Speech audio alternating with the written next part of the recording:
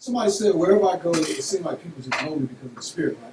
And we call it in the street, real recognize real. Right? But it's really, you got that spirit in you, that spirit is real, and they feel it. Like even when you were in clubs or whatever, I think Pudgy was telling me one time before, we was in clubs, and I was like, man, I used to go places in Atlanta. You know, I party up in D.C., I'm in there, I'm flagging, have a red flag, and like, nobody will mess with me. I'm in Dallas, nobody mess with me. And I'm just like, hey, nobody will mess with me, man. I got my little gun, I'm gonna get jammed. But nobody would mess with me. But it was really the Holy Spirit protecting me. I was just confused on the outside, trying to look a certain way, but the spirit in me was still real. Because I was the same guy that would cry if I have sex with a girl, like, dang, God, why am I doing this, man?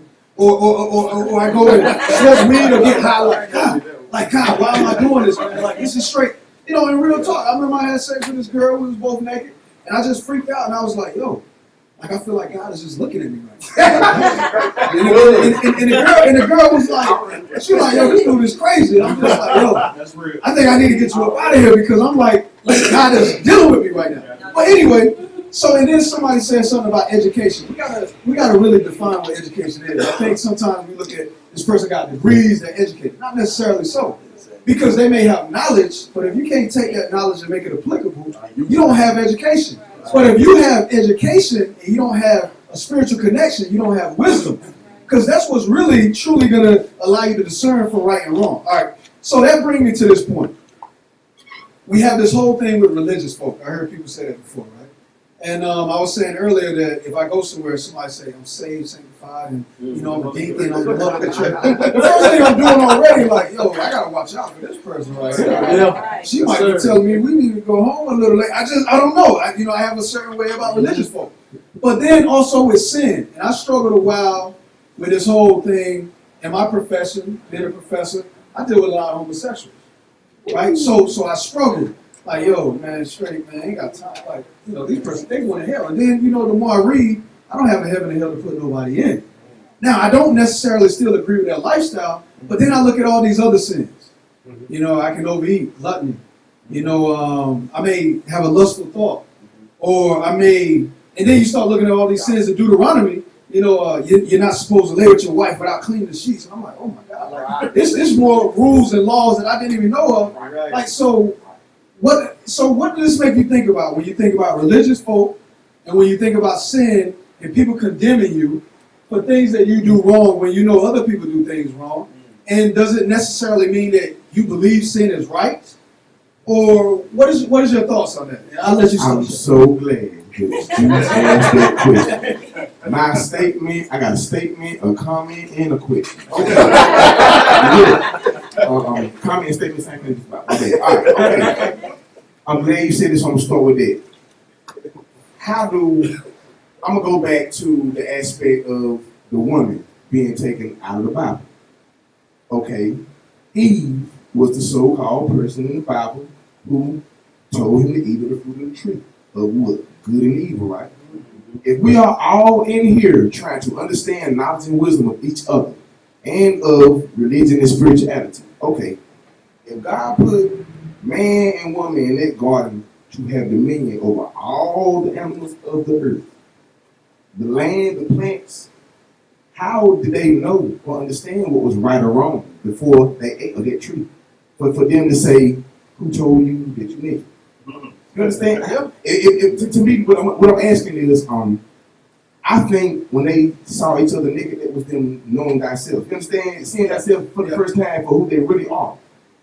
Why would you give someone dominion or rule over the entire planet, the animals and everything that's in it, but say you can't eat this one tree because you will see yourself? You understand? I have a problem interpreting that. And then I want to speak on another subject, speaking on what you said about the Masons and everything else.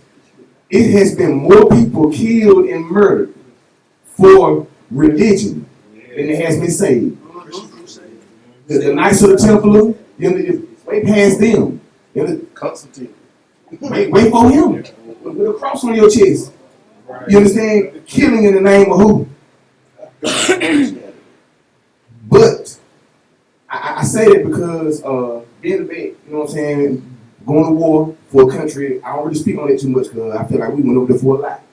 Okay, Most of the time. now, but look what's going on with religion in the church. If you don't feel like it's being forced, I mean, when I was coming up in the church, I seen demons and people coming out of people. You know, I seen people really pray for people and touch people, which I seen all, been amongst it. But I also, how can a pastor be in front of a flock for 30 years, no high school degree, go to some Bible college, get a degree, now they're a bishop for a paycheck or something? Right.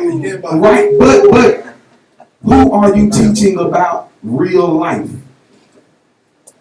I got a lot to say. Hey, I want some of that after Twan. And I wonder, Why was it a sin?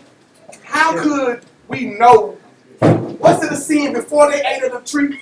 You understand? Why was it a sin afterward? Why was she cursed for doing it, for seeing your skill? Understand? I don't. that's what go ahead and then I'll have them go and then Kevin. Okay. I want to address that as far as you talking about how they ate of the tree. And, well, for one, when you read the Word of God, it was put in allegories and different stories but the greatest thing all what it said in the Word, he said all by get understanding. Absolutely. And the only way you can understand is by the Spirit. Right. When you go to divinity school, you have no connection to the Spirit. That's true. Wow. When you go to ministry training, you have no connection to the Spirit of God. Because they teaching you what they want you to teach to other people.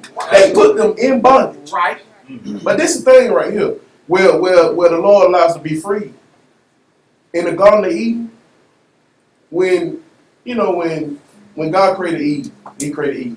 For one, Adam was a spiritual being. Eve was made by the flesh. Right. She was created from the flesh. God took his rib, created from the flesh.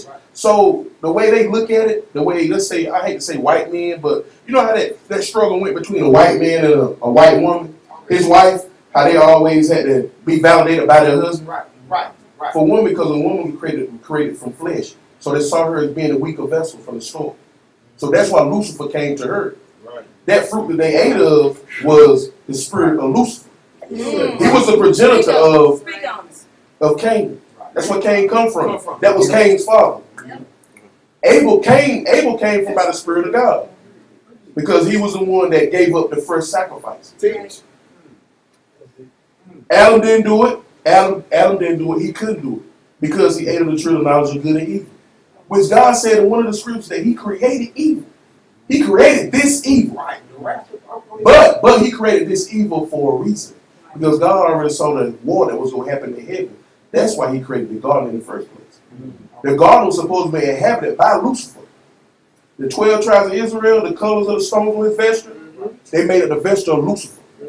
They came from him from the start. That's what created his war against man. That's why when God created Adam and Eve, he put them in the garden. Lucifer went right down in there. He saw that he was gonna make her from flesh from the start. He knew that God was gonna make her from the earth like he did man. She had to come from flesh. So thus you have a weaker vessel. So thus you have a deception. So I understand where you're coming from when you're saying there's contradictions in the Bible, but actually they're not contradictions. They're allegories. They back up one another. But if you don't have the understanding of the word, you will never see it. You will never see it. And you'll go throughout life blind. When you separate them, they have no meaning. But collectively, it's very powerful. They come right together. Ali, go ahead, Ali. Let me just talk. I just want to take a second to just point at a different point of view of the Adam and Eve story. If we look at it, someone mentioned that, I think Rara mentioned that in the second verse it mentioned that Eve was created from Adam's side. If you look, God gave the instruction to Adam not to eat of the tree, and he never gave that instruction to Eve. So personally, I don't believe Eve is a weaker vessel. I think that she didn't trust the instruction from Adam because she didn't get it directly from God. I think that's what that whole story is about. That's what Lucifer saw us as being weak. How I definitely see it is, if we look at Adam and Eve, it's basically a struggle that we have with ourselves anyway, with flesh and spirit. That's right. basically it's a constant battle when we're trying to fight our flesh or follow our spirit. That's why when free will begins, when we have the choices to make in life. We can either do this way or do this way. Either way, whatever way we do, it's a positive or it's a negative behind it. So we can choose this way and it could be death, or we can choose this way and it be life. That's why we have to be careful with the words that we say out of our mouth and speak life and death. That's right. I would just like to piggyback off of everybody and say we have to remember that Lucifer was an archangel. And that First one created. right, and what God teaches us in the Word is that when He opened His mouth, every musical instrument you could hear comes from it. So that's why the power of music is such a powerful being, where good and evil can come from it. Creativity, inspiration, sometimes life, death, everything that we hear in music that we hear right now, which is affecting our generation, our children's generation, what will be your grandchildren's generation. I think we have to understand that there's, just like God has a legacy, so does Lucifer. So we just have to be careful at how we interpret it.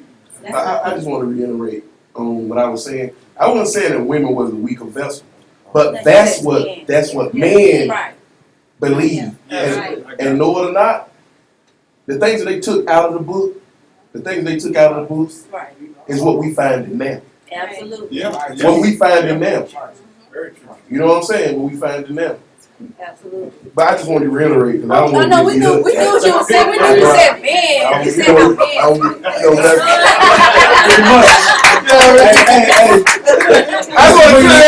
just want to clear that up. My wife's in there.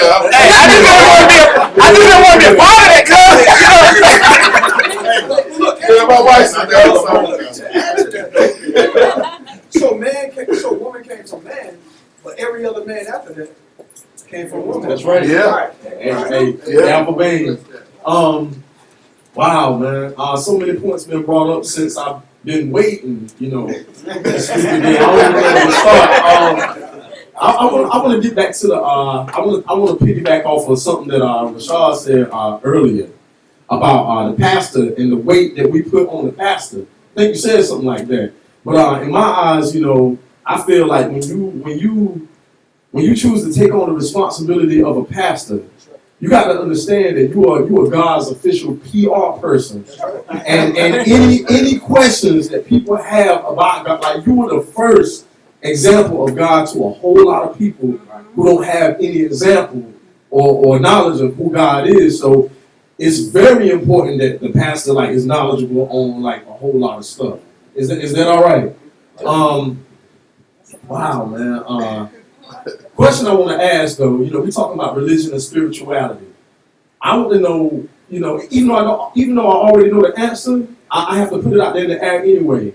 What is most important to y'all though? A pastor who is very religious, stick by the books, he got everything right, he can tell you how to get everything right, or a pastor who is very spiritual. Do things in the community, and you got that discernment when you speak with him that he's leading you in the right direction.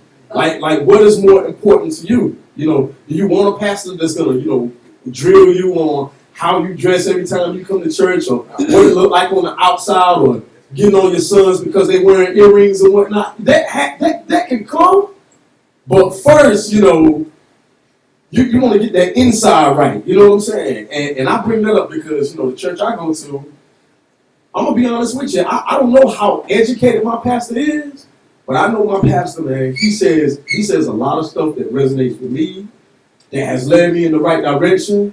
A lot of this stuff that y'all heard from me, or even through my music, it's some things that I picked up from him that has put me on the right path to even be interested in coming up in here today. So you gotta ask yourself, hey man, I know they're the old school, backyard pastors or whatever, but you gotta ask yourself, what is most important to you? You know what I'm saying? It's important to, get those parables and be able to use those parables, but once again, what's most important? That or helping you get strong spiritually. What is more important? I haven't talked at all. They got it right. They got to. So I haven't talked at all. Okay. Thank you, brother. I was filming. So here's my thing. I've been filming and being very quiet and behaving myself Praise God. as I get to church this morning. So I think that's a good question because the church I go to, this is what I wore to church. I like it. Okay. I like it. It's almost right. And my pastor from Detroit, the streets. That's right. Okay. And I think it's more important to me to have somebody that can relate to what I've been through. Because I ain't always been a saint. That's right. That's right. And I'm still not close to it. But it's important though to have I do think it's important to have a pastor that can teach me. But you gotta teach me from the word. That's right. You gotta get that word, apply that word, and make that word mean something to me. Absolutely. And her, and him, and him. And that's a gift. You don't get that a lot. Absolutely. Now, I grew up in the church my whole life. Usher boy, junior deacon, you know. I've been there. I've seen it all. There was a point when I went to A&T, I stopped going to church. I needed a minute. Aggie pride. I needed a minute to get myself together. You know what I mean? And I fell off. Well. But through the teachings that I get now, and this is a church we left and came back to because I was like, I'm not getting what I need. Yeah, he was saying stuff I didn't want to hear. Not stuff I didn't need. Right. And so, and now that I'm back, I'm like, man, did he say this before? But I think it's important that we don't drive people away. Because nobody can judge me. Pastor can't judge me. The deacon board can't judge me. The church elders. You cannot judge me. Only God can judge me. And I think it's important to have a pastor that knows that he cannot put that. He can't put me in heaven. He can't put me in hell. He can't put me in paradise or wherever you believe. I put me there with the relationship that I have with God. Perfect. Now but it is important to have someone. A lot of people don't. We're sitting here talking about we got to tell each other, we got to help each other out, we got to speak to each other. You know what? A lot of people need church, and I hear a lot of things not good in church about church in here. And I'm not, I believe in going, but we need. There's some people that don't have a Kevin or a Johnny or to tell me. Some people, that's the only thing they're going to see of Christ. You know what I mean? That's right. And so it's important for us not to drive people away by judging them, but to bring them in. And I think, I don't know who it was that we were talking, someone was talking, said church is not a place for the saved. It's a place for the people who need healing. Right? And so when you come there, if I'm a broken vessel and you looking at what I got on, then I'm going the other way. If I'm a broken vessel and you judging me because I seen, somebody was at the club, if we're judging people and we don't bring them in, if I'm not bringing in somebody in the club or bringing somebody in some drugs or an adulterer or a liar or somebody stealing, who gonna do it? Thank you. Right. So it's so important not to judge these people, but to love them. That's right. That's right. Because I might be the only person that they see that's Christ. Right? Pastor might be the only person that they feel has authority. They might not be on the level we're on. They might need to hear from a pastor, not their friend. Because I know some of my friend can tell me such and such did this and that, and I'll be like, girl, you're lying. But if I hear it from somebody else, I'm like, oh, she told the truth. You know what I'm saying? So let's just be very careful about what we say about pastors and how we embrace them. But like going back to your question, you got to have somebody that you can relate to. That's right. That you need to show you where to go. Can I add on to that real quick? Let me just add on to that real quick. One thing that we're forgetting, pastors and all of us, we are men. We are people. We all going to fall and bump our heads. That's right. I mean, we putting all this authority on the pastor like he is Christ when he's not. That's right. It's like, That's true. he's going through stuff too. But see, Well, you're mature enough. You're mature enough where you at to know that right now. Right. I knew A that lot when of I people was don't know 12. that. It ain't even how I was brought up. It wasn't even how I was brought up because my grandmother was straight Baptist. And like I said, I seen people fall out on the floor and everything. But my whole thing was, I seen women going to church with their booze out and there's pastors in there looking at the booze. I knew that I said, okay, he a man. So he's still going through the process. He's still going on this journey too. So that's why I said we can't put so much responsibility on the pastor. Yeah, even though he did take that title, it's just a title. All of us are pastors. All of us can sit there and pastor. That's why things got to be put in order. Things got to be put in order.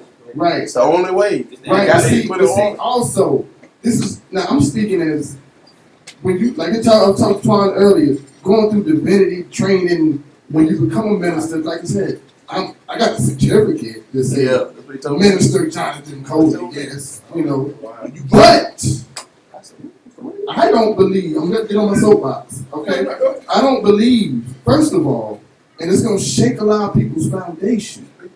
But I don't believe in sin.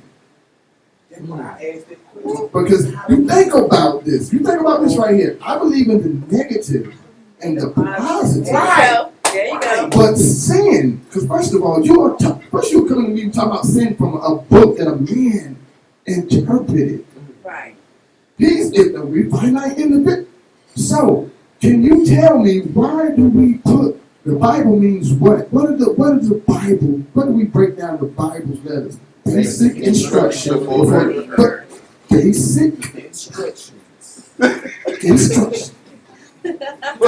Basic, not the truth. Because now we talked about what my brother Matt here addressed was the Council of Nicaea. If you look up the Council of Nicaea, they change the Bible as they want to. Right. So the Bible you have today, you don't even have the real scriptures. If you think about the Reggie White story, for those who saw it, Reggie White fire and brimstone. He goes and reads the Bible in Hebrew, and he comes back and says, "I'm not a Christian. I'm just a believer. I don't have a religion. I'm just a believer." And this was the guy that was like, "Oh, everybody knew that." But now you got to think about this. So why do I take a book that has a beginning and an end and believe every word in that book? Now, what does that lead you to? So is there a sin? Just like I spoke earlier, there's no heaven, no hell. Because do you so you don't believe in sin, but do you believe in evil? I believe in a right and a wrong, and I believe in evil, Okay. but not a sin. Who determines what's evil though? Yeah. Exactly, your spirit does. Because if you think about evil, is killing not a sin? But did they do it did they say God said kill these people in His name? Does God come down and just swipe you up and I'm gonna say I'm gonna take your head off and I'm gonna kill you because? Let me say something. I think what you're saying is it makes a lot of sense, but it can terrify people because of the way you say it. Take them out there. Right. No, I'm like everybody. No. What you said, I get what you said. But when you say sin, like I don't believe in sin, people get it as like, oh, he don't believe in. That's wrong. No, it's a right and a wrong. It's a right and a wrong. It's a negative energy, a positive energy. It's a right in your spirit because once you're doing it, if you don't feel right doing it, you don't need to be doing it. Your spirit bear witness to the wrong. But if you feel right doing it, exactly. Because that way you're not. If you're doing it, you're not tapped into yourself. You're not truly tapped into yourself. So I don't believe in it. I just want to dialogue on this because most of us in here believe in science. Oh yeah, absolutely. Yeah, absolutely. Schizophrenia. It exists. People say it. Well, let's say everybody here believes that mental disorders. The sociopath don't believe they're wrong.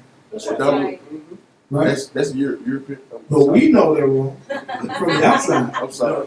Okay? Yep. Schizophrenic, for a short amount of time, that person don't think they're wrong. Often. So, good and bad, absolutely. I can't vibe with that part of not a sin yet. I ain't there yet. Right.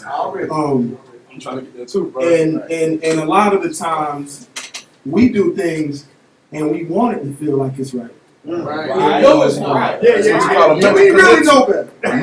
We really know better. But that's a personal thing, and that's somewhere that you've gotten, and it will take a long time, if not lifetimes, for a lot of other people to get there. And if it's important enough to get there, so be it. But look, I got to make a couple points, y'all, and I got to bounce. And I was writing it down because, like Kevin said, it took a long time. And I've definitely enjoyed myself being here, but I just want to throw this out here.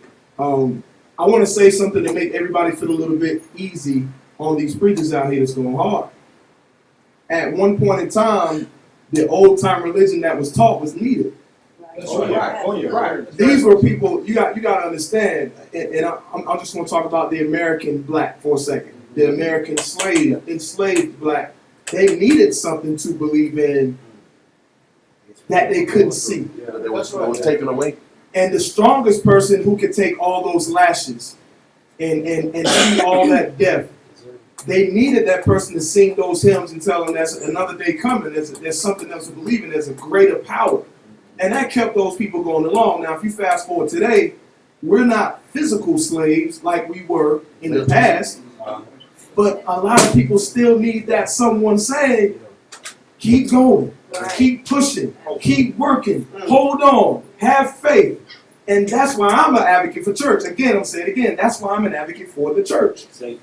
It's absolutely a safe haven, but one more time, it's a place for broken people to come and get a little bit of doctrine on themselves. You know what I'm saying? So, I don't know. It's supposed to be, and oftentimes it's not. But you know what? More oftentimes it is than it's not.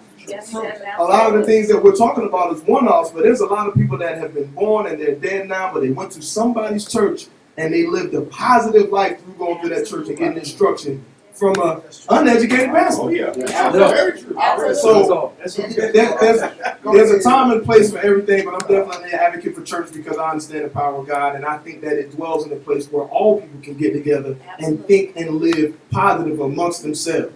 That's just what I believe. The church is coming around, though, like this brother said. A lot of these kids, here's where we're falling at and where we're losing. People aren't going to church anymore. Okay? The kids are Googling and studying, and they're not retaining this stuff. They're Googling it, and then they're going, okay, well, this is the law. And they're not educated on it, but they go and tell their friend, and you know what, guess what?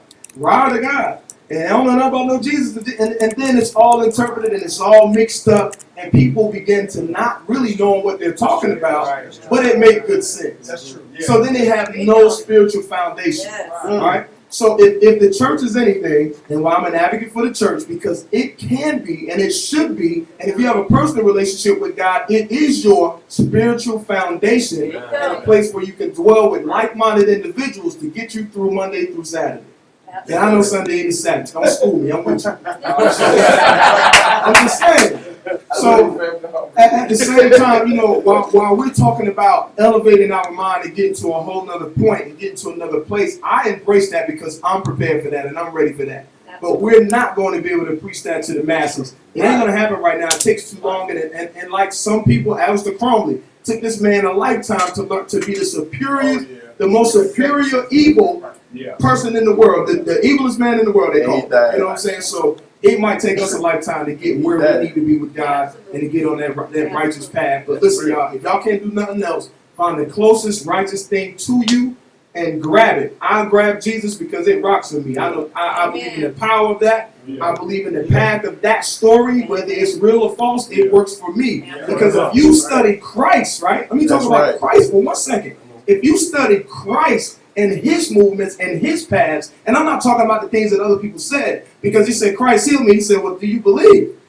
If you believe in God, you can heal yourself. So all the things that we're saying, Christ came back.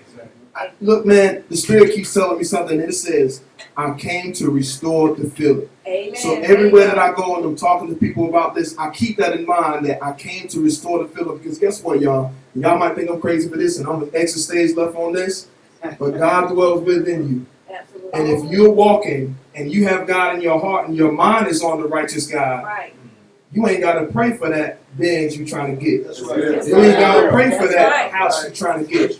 Because he already gave you the knowledge and understanding. God said, I am the beginning and the end. If I read a book and I know what it says in the end, I don't care what you tell me in the middle, because I know the outcome in it. Right. And God said, with faith in him, all things will come forth. So I know the end. That's right.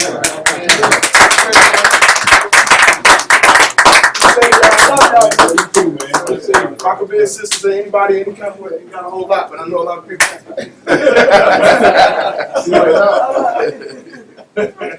I said, I'm a daughter.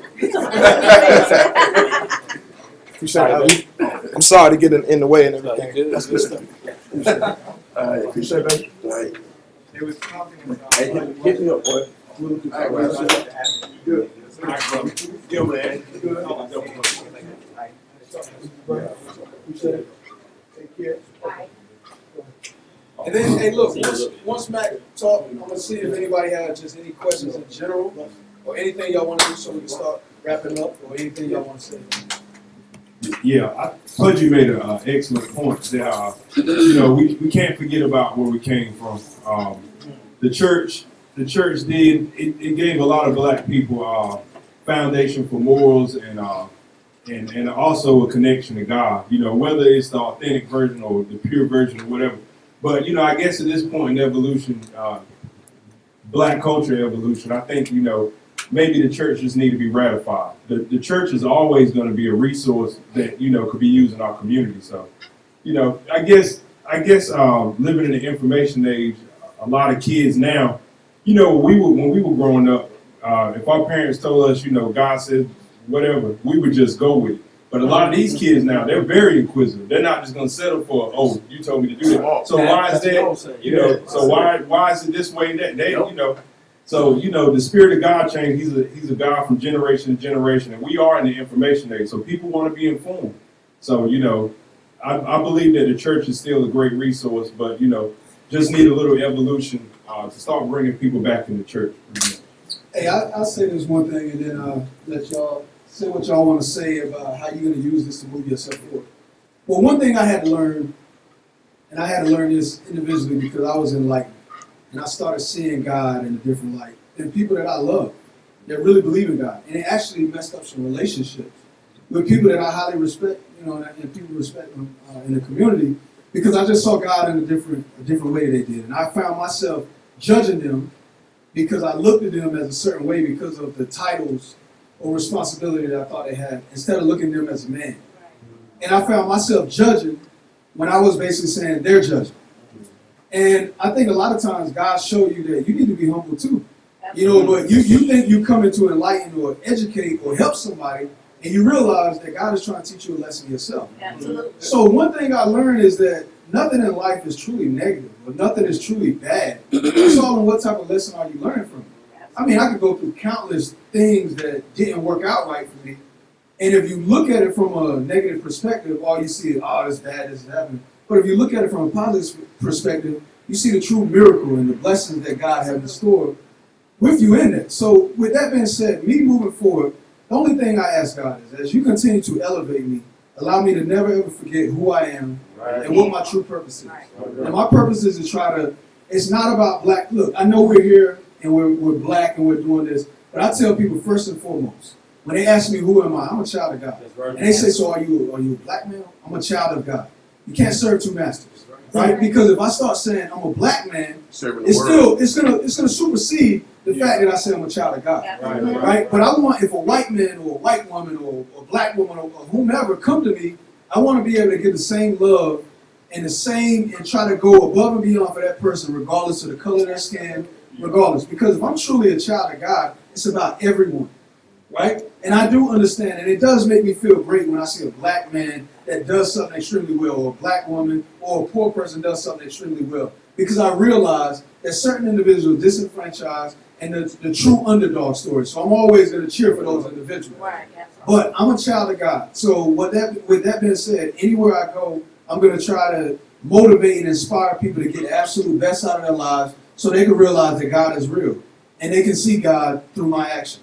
Exactly right. Well, they didn't want to answer this question though, because by the time we went, I had the little thoughts. The thing about sin, people always ask, well, if God knew what sin, why he put it in the tree? Well, the tree in the thing in the garden. But think about it. If you're my son, and I tell you don't go outside, or don't go outside this fence, and you go outside that fence, that means you disobey what I say. So, but if I didn't put a fence there to tell you don't go outside the fence, then you can't really trust me because I can't trust what my dad said is true because there might be something on the other side of the fence. In my mind, he's trying to keep something from me.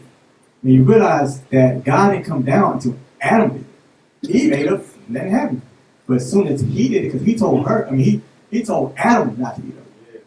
She ate of it, And I always made a joke with my mama. So then she probably buzzed me. I didn't eat my cookie. And he probably finally gave into it. I'm gonna eat this. You know what I'm saying? The guy like, yo, God already knew the answer. He asked him a question, he already knew the answer. And I think Adam already knew good and evil because he walked with God every day. And if he would have asked God, what's this right here? Why is there here? Who to give it to him? It's because he tried to take an alternate method to get there. Remember what the devil said to Jesus? Jesus, can his cup pass you by? Well, you do this, you do this. Well, you jump off this cliff. He tried to give him other options to reroute himself to what God said. God have you on a path. We take detours and things like that, but he had you on a path. So the devil's trying to take the short, like Mario. He tries to get you to take the shortcut. But the shortcut, you got to do all this fire, you got to jump across all the other things. You have all the things that you had to go through if you went to the levels. And it's like almost people trying to take the elevator up instead of taking the stairs.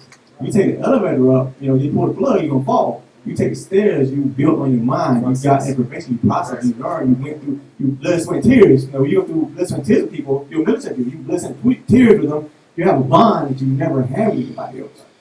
So but if you try to take the elevator up, then it's like, you have no ties to nobody. If you never went through a struggle, how can I say my faith actually works? That's right. How can I say that, God is real or not real? Okay, well, technically, when you say God is not real, you have to think he's real subconsciously because they say this is not a real God. And there's different ways in enlightenment because he said, my pure destroy lack of knowledge. So he said get all the knowledge you want. But information, data, is wisdom and stuff that you put all together. But as James was saying, if you don't have the complete package, you're lacking. You know what I'm saying? I can't go up to, I can't go play ball with LeBron James, you know what I'm saying? I ran track. Use my track speed to play ball, because I'm going to lose the ball or whatever is coming on. So I feel that together that our spirituality, as we're teaching each other, we're talking to each other, we learn from each other, we take the good things. People need to stop taking things like a menu. They take what they want to take. I don't want to this on that. That doesn't agree to spiritually what I want to do. You know what I'm saying? About the sin thing, right, good and evil. You know what I'm saying? So,